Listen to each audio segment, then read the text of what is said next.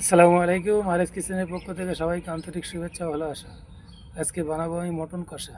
প্রথমে মটনগুলো পিস করে নিয়েছি, তারপর হাঁড়িতে তেল দিয়ে দিয়েছি, দিয়ে এবার পেঁয়াজ দিয়ে দেবো,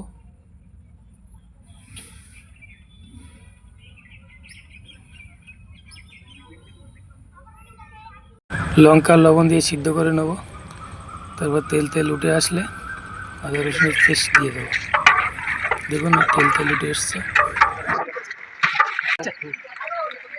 একটু কাশ্মীরি লঙ্কা দিয়ে দেবো,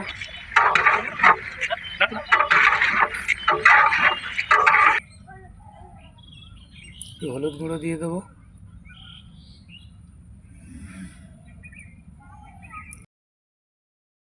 মরিচের গুঁড়ো, জিরের গুঁড়ো 150 গ্রাম জিরে,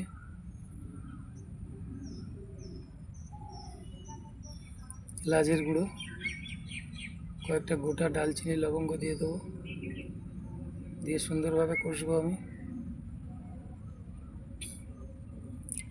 টমেটো দিয়ে দেবো,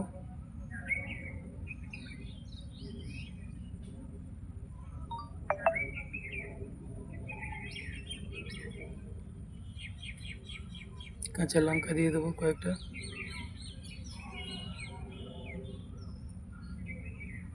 হয়ে গেছে। এবারে ধনিয়া পাতা দিয়ে দেবো, হয়ে গেছে, রেডি। ভিডিওটা ভালো লাগলে লাইক কমেন্ট শেয়ার করবেন।